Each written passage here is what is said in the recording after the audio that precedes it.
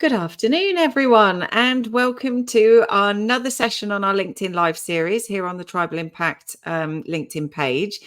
And all the podcast listeners listening after as well. I am absolutely delighted to welcome back, actually, Lucy Thorpe, a communications consultant. Used to work for Sapphire and BBC Radio, and it's brilliant. On one of my favourite topics, storytelling. And no one, I don't think, in my network probably knows more about this topic than you, Lucy. So I'm very, very pleased to be chatting to you about this. Do you want to give us a bit of an introduction to your experience and a little bit about why you're passionate about communications? Hi, Sarah. Yes, absolutely. Thank you so much for having me on again. It's really, really great to be here. And as you say, I used to work for the BBC, which is sort of home of news and storytelling, which is where I honed my craft really, learning how to communicate with a massive audience, probably the biggest audience I've ever had. And I don't know how many people have joined us today, but yeah, back in the day when I used to do broadcasting, writing for radio, it was all about how to structure a story so that people got the main points really quickly. That was really, really important, that they understood what we were trying to tell them, really. News stories didn't have beginning, middle, and end like maybe marketing and sales stories did, but still, it's a specific form of communications. And these skills have really carried me through. Because when I then started another career after I'd had my kids in sort of marketing, PR, communications in the tech industry, I brought with me those skills, and I really understood then that you've actually got to entertain people as well as informing them. Those sort of Reithian BBC sort of tenets, those buzzwords, those bywords that we should live by. Entertaining, I keep coming back to that. When we're doing marketing communications, don't be boring. When we're communicating with people, we're trying to build up that kind of trust where people want to hear what you've got to say, and that means informing them, educating them, and entertaining them. So that's where I am today. I've worked for a number of tech companies. I ended up in tech by default, but now I've been around tech for so long, I feel like I might be able to come on and talk a bit about it. So now I'm a freelance consultant, working with a number of small tech companies, actually, back where I really love to be, where I can really make a difference, with communications, with social media, all those lovely things that you know me for, Sarah. Yeah, I knew I was going to love this topic. And if an industry needs storytelling more than any other industry, it's probably the tech industry, because we can very quickly slip into things like speeds, feeds, tech language, complex terms, and actually it's not about that necessarily. It's about the business story that it helps to assist or enable. Or so I knew this was going to be a good conversation. And you and I have known each other quite a few years, actually. I think the thing that I really love working with you, Lucy, is that you have a great appreciation and passion for communications, but you also have a very deep understanding of commercial sales and marketing. Do you know what I mean? You're able to connect those areas together, which is quite unusual, right? Because normally you'd have a communications profession, but then you'd have a sales team, and then you'd have a marketing team, but you have this natural ability to bring those skills together. So I'm going to ask my first question: is what is the link between sales, marketing, and storytelling? Well, I'm very flattered by what you've said, Sarah. And I guess some of that is through necessity. When you're working with a very small company and there's only like two people in sales, marketing, and communication, and you're one of them, you've got to try and understand how it's all done. And then obviously, as I've moved up to bigger organizations, I've done less of the hands-on sales stuff, but still had to work with sales to encourage them to communicate in a way that works. So what is the key to it? The key to it is story, isn't it? That's why we're here. The key to it is to try and weave a story that sales can use, that marketing can use, that comms can use, like a common story. And in fact, what I was going to say was that I think there are three types of story in sales and marketing, that we can kind of break that down. It's a sort of, maybe it's a kind of shorthand for how we might want to understand it. And only one of those areas is the actual narrative around a sales process. So a case study, if you like. I mean, that is the classic way for sales to communicate. It's a case study. And it kind of speaks for itself. I think everybody knows what a case study is. It's a way to sort of sell your product by saying these people have had this pain in the past. You may be experiencing similar pain. Do you see yourself in this person, and talking them through how that problem can be solved? But there are other forms of storytelling in these kind of businesses, and I think one of them, which is really big, is the origin story, which is how did you come about? Why did you set yourselves up? And what does it tell us about your values? So, for example, in Cloud Solution, our origin story was two women set up a tech company over their kitchen table. And it's got the advantage of being totally true, but it also tells you that you're two women in tech, which is a great sort of thing to go out on with all guns blazing. You know, that's a brilliant thing to be. So you're advertising that, and then you're saying, but also it's kind of got domestic values, it's got family values. We're small enough to care about you. And then if you have that origin story and you weave it through everything you do, you've got these touch points that you can keep coming back to. You can keep coming back to the family values. You can keep coming back to the fact that you're an inclusive business. So that's an origin story, which I think every company should have.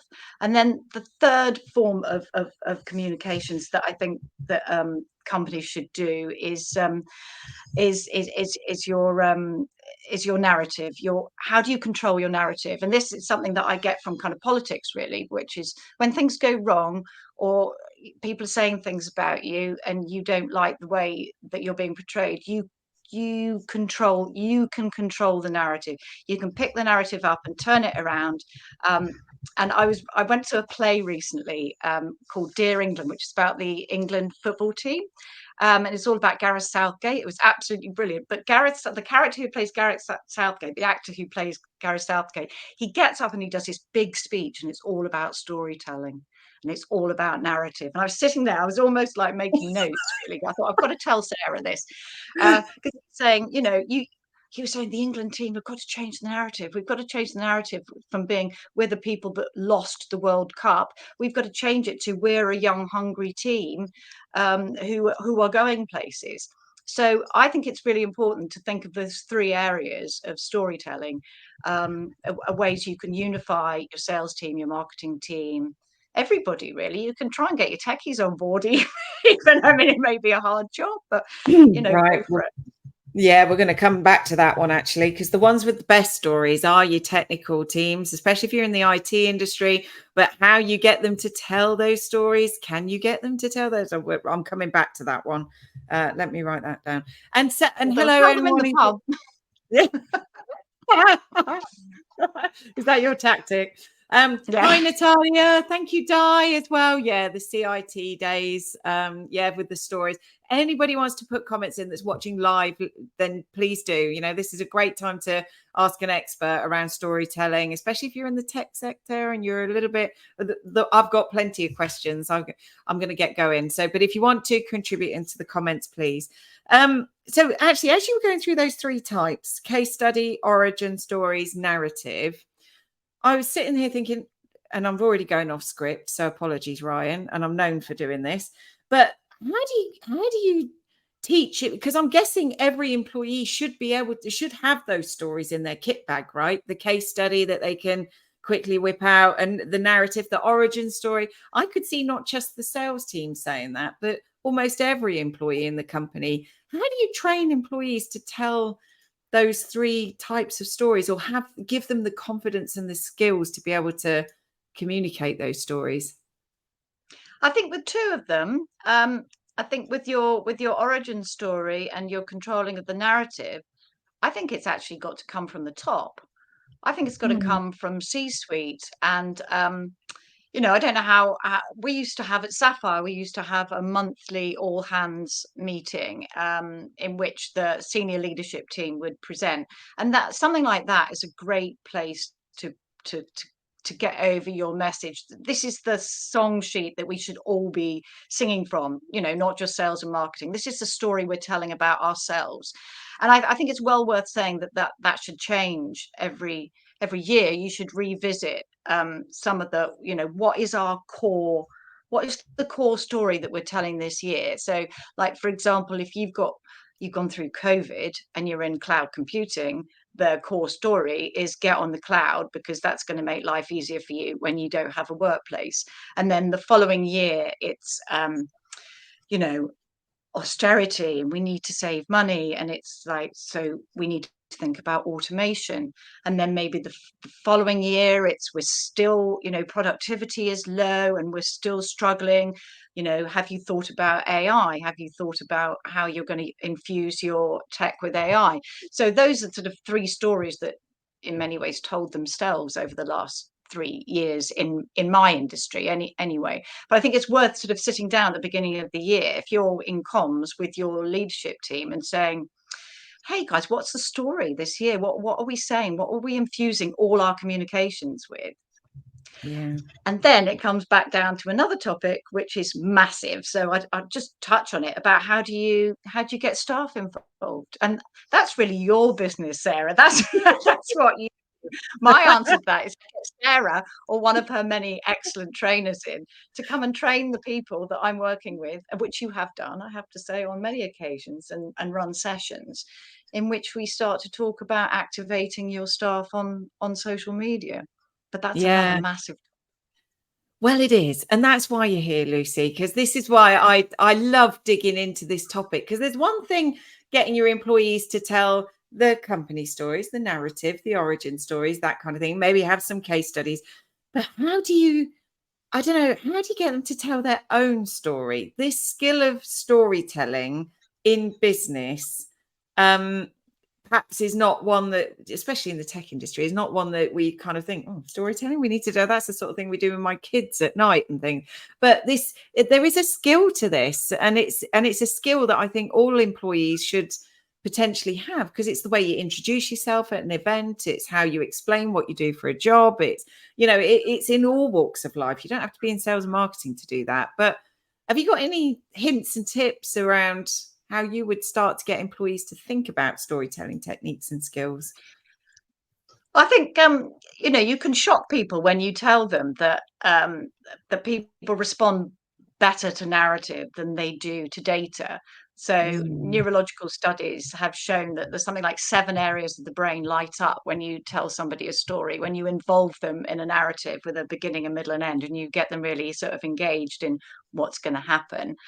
When you present people with data, only 2 areas of the brain light up.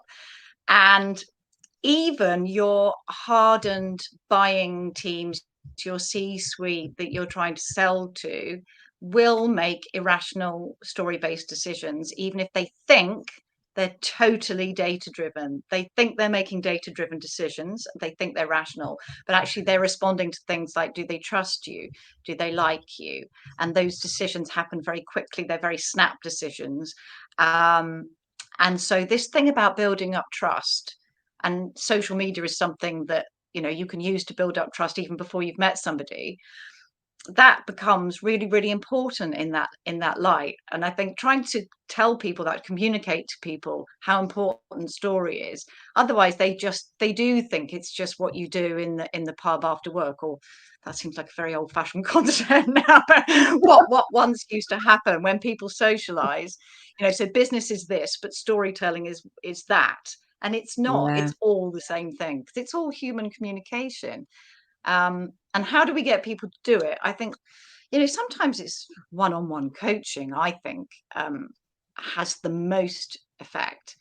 Leading somebody personally through a situation where you say, well, look, I've got an example of this lovely, lovely lady she was an account manager that I work with. She did social media for herself personally, for her in her private life, wouldn't touch it at work. And I could never understand why. I never really got to the bottom of it, but I think she just needed encouragement. And what we did was we worked together on a case study. she saw how the case study came to life. And then when the case study was done, we put it on social media. She was tagged, her company, the company she was working with was tagged. She started to see, having been involved in it, how it worked. And as a result, after that, she sort of said to me, I'm in the London Marathon. Would you like a picture of me training for the London Marathon? So yes, please, that would be absolutely fantastic. And then, like a couple of weeks later, she sent me a picture. She said, I had one of my clients in the office today, and I took this picture, and I wonder if you'd like to post it. So it's like she started to get it, and it was just brilliant. It was incremental. It Yeah. started with working very, very closely with her on one specific project, and then it developed out. And I think that's what we have to do, isn't it? I think we've talked about this, and that is how your training works, is that you pick people and you work with them, and they encourage Yeah. other people, and hopefully it spreads. Absolutely. And it takes time, it takes time. This is culture change. This is change management. This is confidence building. And it doesn't happen. And it worries me a little bit sometimes when people say, oh, we're going to put our leaders on LinkedIn and then we're going to, we're going to get them to do a video as their first post. I'm thinking, just take your time and move with their pace. There were a few things you said there, Lucy, that really got to me. So you said about 7 of the areas of the brain light up when you talk about narrative, and only 2 when you talk about data. I remember going to an event a couple of years ago, and I think it was like an ABM event, and it talked about engaging with a customer from a sales perspective. Now, those immediate reactions are very emotionally led. They're those snap decisions that you're talking about. But when your buyer circle is all talking to each other internally about your solution, it's a very rational engagement. So I think, to say that that business is only about data and evidence and rational type of decision making, it's not true. It's not true. And sales teams and marketing teams need to understand that there is a very strong emotional element, I think, in sales engagement. We've got a few things here. Hold on a second. I'm going to have a look at it here. So quite right, Sarah. Thank you, Helen. Thank you. You need to tell colleagues it's okay to be human and to show your own fallibility. It is worth anything you hear about the company or boring implementations and past successes. Yeah, that's true. It is true. And I think, do you think that's well, rather than me saying that, Lucy, do you think this is why people are a little bit nervous about telling stories? Because it is a bit human in business, and business is business, and that sort of stuff stays off. You mentioned the example earlier. What's the hesitancy, or is it just a skills-based thing that they just need to learn how to do? Well, I don't know. I think it is to do with company culture, like you were saying. I mean, I've worked at a specific company that I can think of where the culture was quite buttoned up and quite. I think we've changed, haven't we? We've changed with the times. I think COVID's had a lot to do with it. Being a corporate responsible company was about suits and about using business language and about being in a big office, big shiny office on a big shiny table, and doing it the corporate way. And I think we've learned recently that you can afford to be more human, and you Yeah. can afford to chat to people and build trust in a more human way. And so subsequently, the person that I was working with most recently in Sapphire was absolutely brilliant at being human. This guy could tell a story. I mean, he could talk. He'll talk in the pub, he'll talk in the office, he'll talk anywhere. But it was very, very entertaining. I won't hesitate to say that kind of thing, it makes mates of your business prospects. So Yeah. then they don't see him as Yeah. somebody trying to sell something. They see him as that really nice bloke that I met, that we went for a drink, or we went for lunch, or I met him, on the race course or whatever, and we had a laugh. Yeah. Um, Yeah. I You don't know if we've mentioned gone full circle back Why back to not? the No, don't you worry. I've got plenty more. things. So, Katerina, hello. Thank you for joining. Yes, Helene, people buy from people they know, like, and trust. I'm just going to finish that one off there. I love that. We can afford to be more human. We certainly can, Natalia. Yeah, absolutely. So I'm gonna dig in a little bit more on that one, actually. And I am all over your questions now, Ryan. I bet you've just lost the thread and talk about storytelling, but I'm going where we're going. Earlier, we talked about technical SMEs and storytelling. Now, I know I'm being very focused in the tech space here, but you are also very focused in the tech space. I hear a lot from customers. It's like my pre-sales team, my technical consultants, they have the best case studies, the best stories, the best experiences, but it's all in here and I can't get it out. And I want to get it out into a case study or into a testimony or into a LinkedIn post or a piece of content, but they won't. They're just, I can't access it. What's your view on that? What do you think? My view is that it's true. Oh, that was a short answer.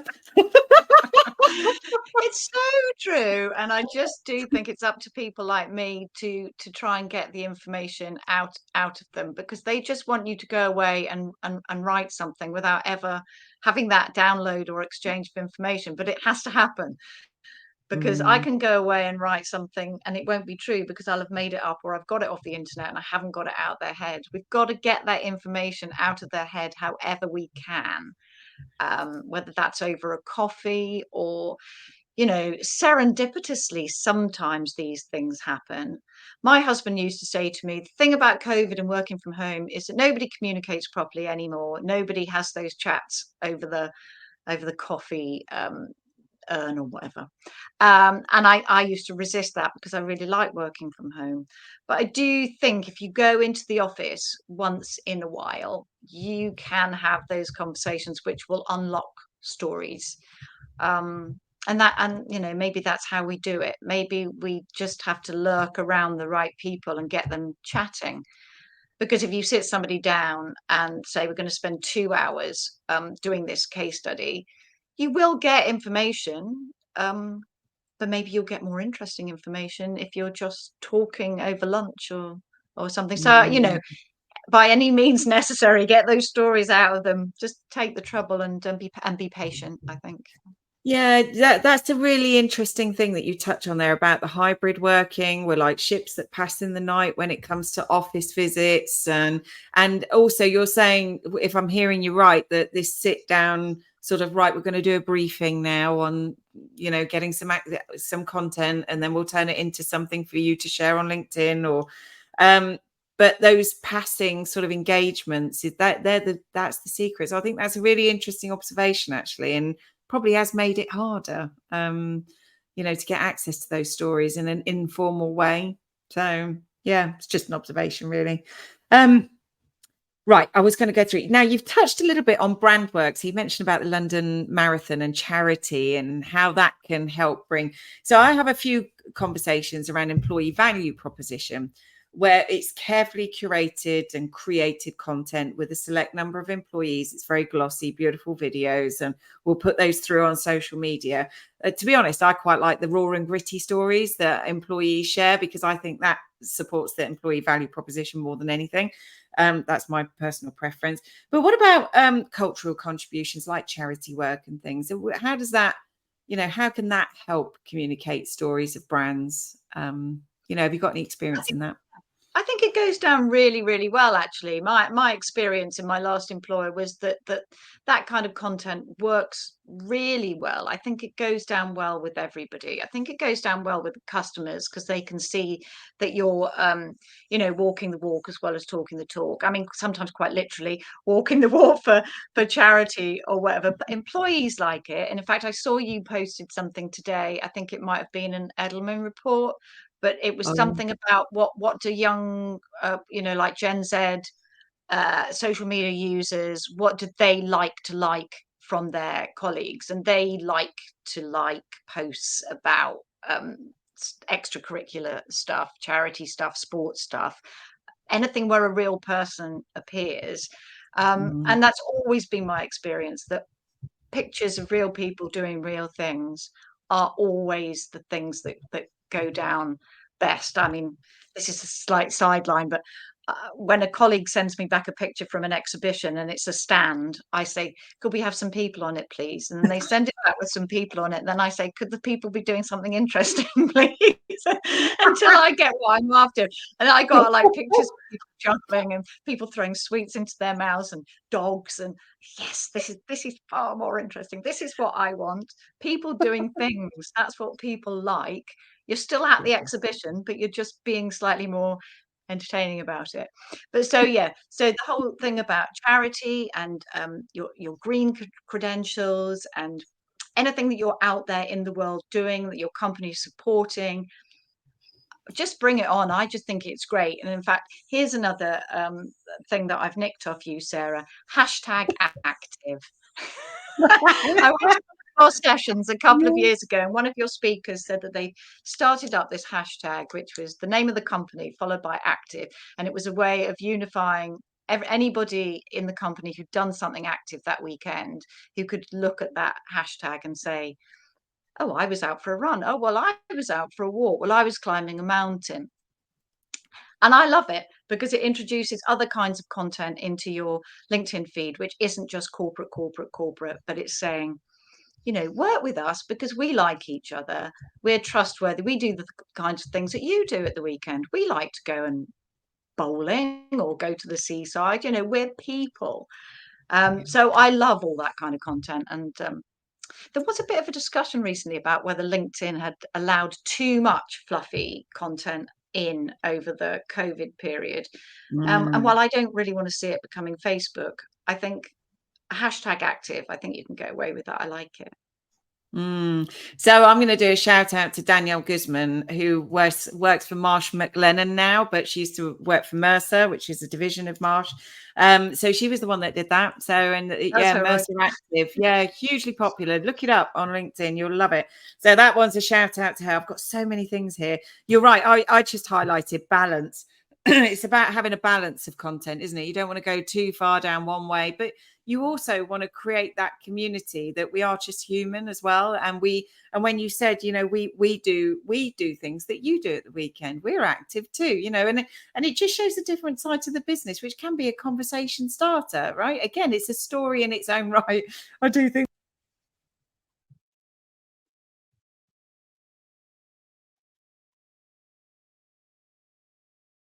I think you're on mute, Sarah. Talking about throwbacks to COVID. I haven't had to say I think you're on mute for quite a long time. How did that go on? How did that go? I didn't press anything. Okay, that's a bit scary. Unless Ryan put me on route. I mean, he's behind the scenes. He can't. Yeah. Be Ryan's fault. Take matters into his own hands. Yeah, probably shutting me up. Like, that's enough, Sarah. It's Lucy's platform. That report that I shared actually was the Edelman Trust at Work report. Just look it up because it came up. I think it was a couple of weeks ago, and it's a really interesting report around trust in the workplace. And it's a special report, so take a look at that. Right, I'm going to sort of move on a little bit now. I could talk about stories for everything, so many different ways. I'm going to talk a little about ethics and authenticity in the framework of, I'm going to say it, ChatGPT, AI, generative AI.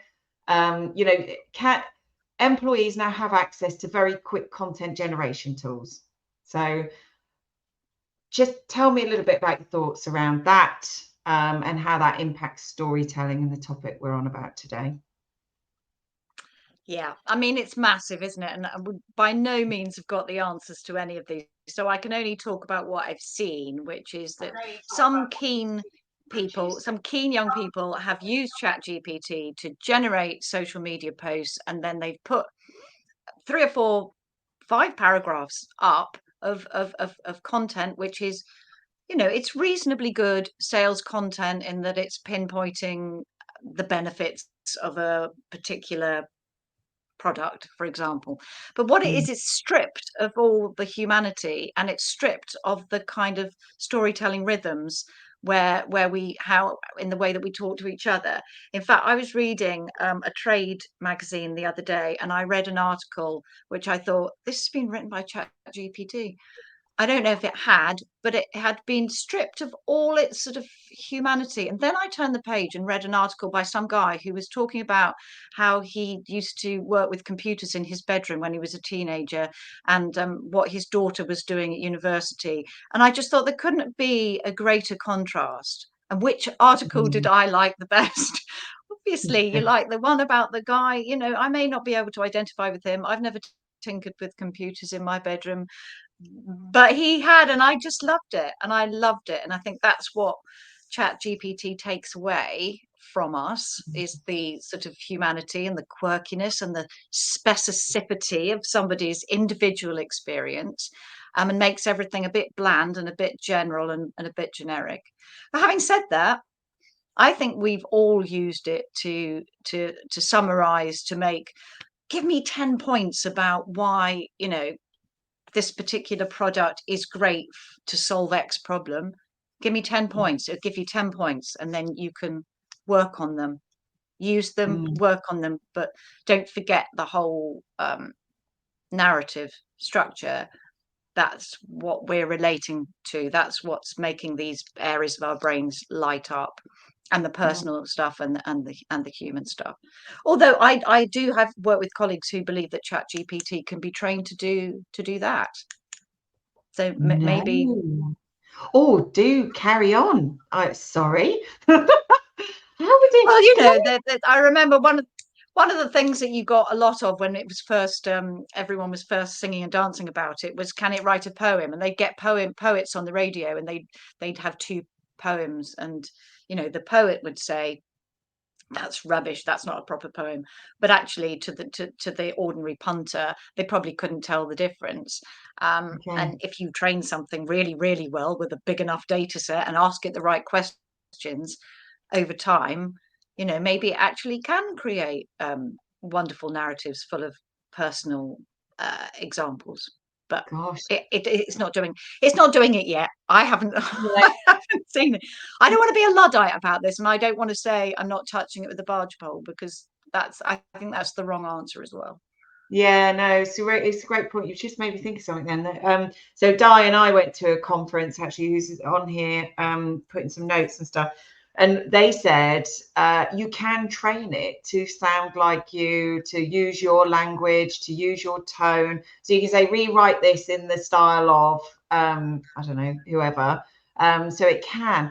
The only thing I think for me is when it comes to storytelling, it just, well, we were chatting with Ryan beforehand, weren't we? You can't rely on ChatGPT to come up with your experiences, and stories really start from experiences. So I wonder if, when training employees to be able to tell stories, there's an element of reflection that you need, those skills that you need to teach them, or a bit of self-awareness. So digging into stories that you might have, you know, just experiences, because the best LinkedIn posts start with something that's relatable, I think, or something you can hook onto and think, oh yeah, I want to learn a bit more about that, you know. And I don't know, have you seen that? It's interesting, isn't it? Just as you're saying that, I was thinking, gosh, the next time anyone suggests corporate training, we should send people on like a comedy course, or a joke writing course, or some kind of, you know, something a bit quirky, because all those people who tell brilliant stories, like comedians, the amazing craft of crafting a joke, it's so skillful, and I bet that's transferable to the whole sales thing, and how you write posts.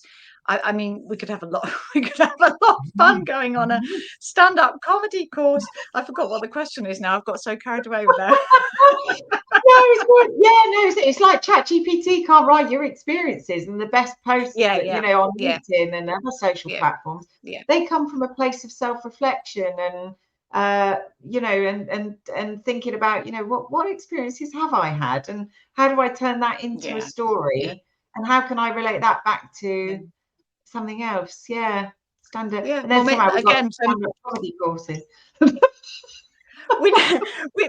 It does take confidence, doesn't it, to think that something that's happened to you might be interesting enough. And as women as well, sometimes we think, well, something that's happened to us in a domestic setting, it's not going to be interesting, so I'm not going to mention it. Whereas some blokes who are very confident, good storytellers, probably good joke tellers as well, probably good in a social pub situation, they never sort of, well, I'm not saying they never, that's a horrible generalization, but it's possible that they might not stop and think twice about whether somebody might be interested. They just launch into a story. I mean, I know loads of blokes who are fantastic storytellers, because they will tell those jokes that require a long narrative. Whereas I always think I've got to gallop through this really quickly because nobody's really interested in what I've got to say. I've got to get to the punchline really quickly, and then it doesn't land. Yeah, no, it's so, and analogies, storytelling through analogies is another great way of doing it as well, and using those as a way to cement a good story. So Helen, I'm going to bring this one up. Would be great if a load of quotes from Shakespeare plays pop into a technical presentation due to chat content. Wouldn't that be funny? Wouldn't that be fun? I do know actually some really good people who make that.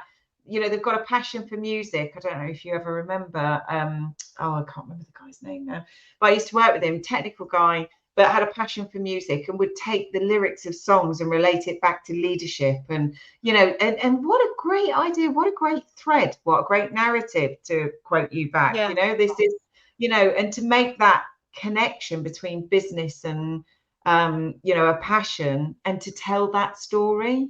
So cool.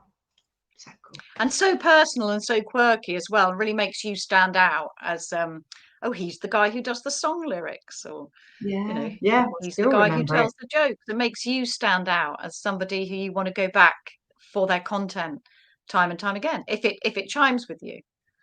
Yeah, and I think I did highlight a stat actually that I've got in front of me, which I thought was really quite interesting. So 43% of respondents agreed that they would prefer a rep-free buying experience. Over half of the millennials expressed the same sentiment. We've got a buying community that are moving into buying position roles, budget holding roles. They don't want to be sold to. In fact, they want a rep-free buying experience. It's more on relationships. It's more on interpersonal skills. It's all relatability, authenticity. I'm going to put all those words out there. Is how you differentiate yourself, isn't it? Through stories. I just love this topic. I love this topic.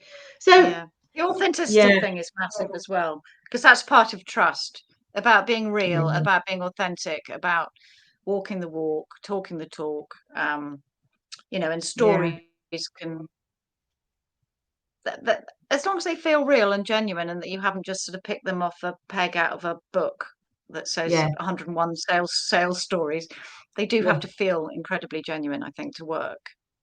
Yeah, or picked off ChatGPT. I wonder if ChatGPT. Exactly. I'm not even going to go there. Right. So where are we at? I knew we were going to run over, but I'm going to wrap it up. So looking back at your journey, Lucy, in working with technical people that struggle to, you're so natural. And I don't know if anyone has noticed this, but throughout this whole session, you've been dropping stories, Lucy. You're probably not even realizing. I just love all the stories that you talk about from marathon. I remember them, marathons, radio, pub stories. You remember stories, and you've done it all the way through this, which I just think is wonderful.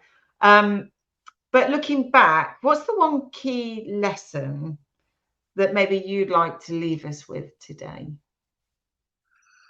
Well, I think it's what I've been saying all the way through, which is this is a communications business. Everybody is a communicator. You have a head of communications. It's not just one person who's communicating. Everybody is communicating. It's not just sales and marketing who are communicating. Everybody, particularly if you meet up with clients, and prospects, it's really, really important that you're a great communicator. And as I say, in the tech business, that's not always the case, and people are scared. And I think one of the things we didn't talk about, Sarah, was you've got to take people from where they are, aren't they? And I know that some of your work is, don't force somebody who's right in the back of the room, really, really reluctant, to come forward and tell their life story, because that's not where they are. That they can just be encouraged to go 2 steps down the line. That would be fantastic. They're not going to stand up at the front and give the presentation, the all singing, all dancing, all storytelling. But if there's one unifying thing, is it that people buy from people, and that story is a way to build trust. And I was just really interested to see, I went to like a LinkedIn workshop the other day, and they were talking about the algorithm and what are they prioritizing. And they are prioritizing posts and comments that have a story structure, that kind of state the problem, sympathize with the problem, and then present an answer to the problem, which is the classic storytelling. Person meets adversity, person overcomes adversity, learns something in the process, which is, you know, apparently there's 7 different types of primal stories, but it basically just comes down to that. And that's our sales story, and that's what we need to use, whether it's on LinkedIn or with a prospect or in the pub. Absolutely. Yeah. If anyone still goes to the pub. You can see I like pubs, obviously. Yeah. Do you go to pubs a lot? I think actually on that point about you know, the maturity, you're absolutely spot on with that. You know, we look at that in terms of social media confidence, and don't go putting somebody on a LinkedIn live if they've not built the confidence to get there. And I think storytelling is the same thing. Like you say, don't put them on a platform to tell their life story. If they're stood at the back of the room, you know, get them to engage in a story with someone near to them, or get them to try it. It's all about confidence and mapping their next step based on their maturity level today, and you can apply that across everything. It's you know, social media confidence, storytelling confidence, content creation confidence. Don't get them to write a 3,000 word blog post if they're not really comfortable with writing. Help them find their format, their comfortable format.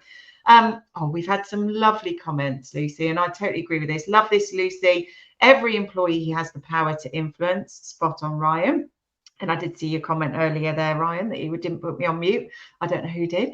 Natalia, Lucy has been awesome. I hope one day speak about SEO with so much passion and storytelling as Lucy. Yeah, Natalia's great. You should connect. There's a connection, storytelling and SEO, Lucy. I don't know if you've done anything around that, but there's got to be something in that. The whole storytelling, keywords, right, SEO, must be something there.